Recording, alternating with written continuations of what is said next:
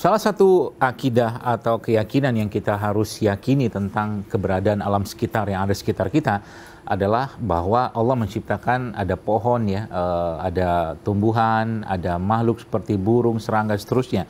Tapi banyak juga kita harus tahu atau mungkin yang tidak kalah pentingnya juga kita harus meyakini bahwa di sekitaran kita, sekitaran saya ini juga banyak sekali makhluk-makhluk yang tidak bisa ditampak di mata, kepala atau pandangan kita.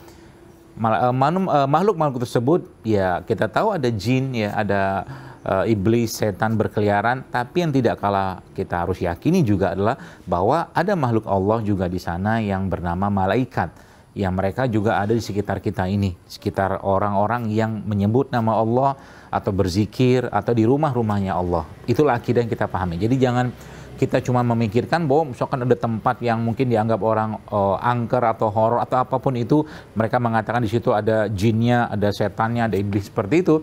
Kita harus yakini juga bahwa ada malaikat juga yang berada di sana.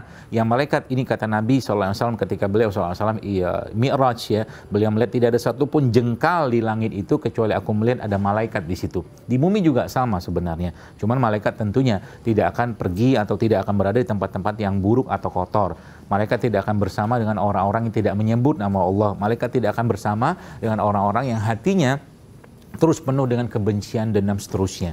Maka bagaimana cara kita mengakses malaikat ini agar kita juga mendapatkan doa dari mereka? Karena memang dalam Al-Quran Allah sudah menjelaskan bahwa malaikat-malaikat ini terus-menerus memintakan ampun kepada Allah untuk orang-orang beriman.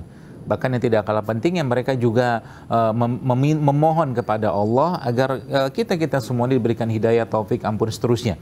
Nah ternyata ada beberapa buku yang kita bisa baca tentang orang-orang yang didoakan malaikat. Dan malaikat itu Bapak Ibu sekalian adalah sosok yang suci. Mereka tidak makan, tidak minum, mereka tidak punya nafsu. Kerja mereka hanya beribadah, patuh dan taat kepada Allah Subhanahu wa Ta'ala. Dan mereka ini salah satu buku yang pernah saya baca yang judulnya orang-orang yang doakan malaikat adalah mereka itu akan mendoakan orang-orang yang datang pertama ke masjid atau ke musola katakanlah mungkin di sini kita, atau mungkin mereka juga yang pulang paling terakhir, mereka akan mendapatkan doa dari malaikat, itu salah satunya. Atau yang tidak kalah menarik atau pentingnya juga salah satu cara kita mendapatkan doa malaikat adalah kita mendoakan orang lain. Ini yang paling mudah untuk kita bisa kerjakan dimanapun. Artinya kalau seandainya kita sekarang berpikir ada seseorang yang mungkin sedang punya hutang, kita mendoakan dia, kita mohon kepada Allah tanpa dia perlu tahu siapa yang mendoakan, kita meminta pada Allah agar Allah lunasi, Allah selesaikan hutangnya.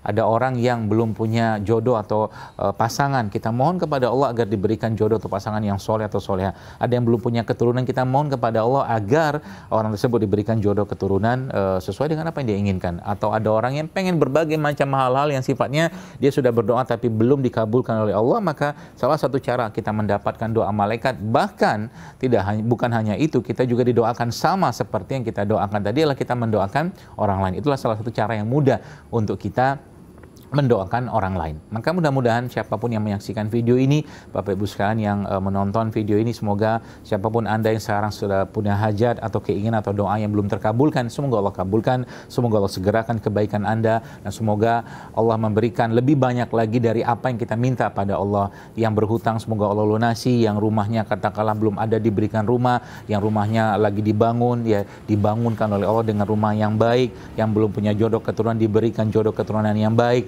yang katakanlah pengen ibadah haji, umroh, Allah mudahkan untuk ibadah dan haji, umroh, yang belum hafal Quran dimudahkan untuk menghafal Quran, yang anaknya mungkin keturunannya masih belum dekat dengan agama, dengan Allah, dimudahkan Allah, akan diberi taufik hidayah Allah oleh Allah untuk menjadikan atau Allah jadikan anak-anak tersebut menjadi anak-anak yang soleh dan soleh. Mudah-mudahan Allah Subhanahu wa Ta'ala memberikan taufik hidayah kepada kita untuk terus kita merasakan atau mendapatkan doa ketika kita mendoakan orang lain. Dan Nabi SAW menjelaskan ketika seorang itu mendoakan seperti yang dia doakan atau mungkin mendoakan orang lain, maka malaikat akan mendoakan persis seperti yang dia doakan. Walaka misluhu walaka misluhu. Seperti itulah yang engkau akan dapatkan, kata Rasulullah SAW. Maka jangan pelit mendoakan orang lain.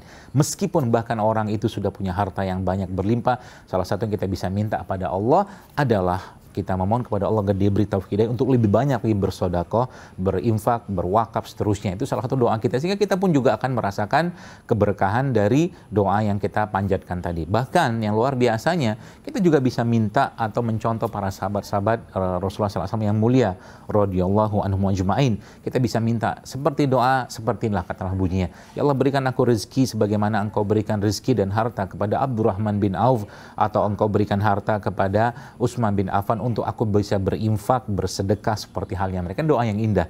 Dan insya Allah kalau kita seperti itu, maka kita akan terus merasakan hati yang bahagia, tenang, karena kita tidak sempit hati kita, apalagi melihat kebaikan atau rezeki yang Allah berikan kepada orang lain. Assalamualaikum warahmatullahi wabarakatuh.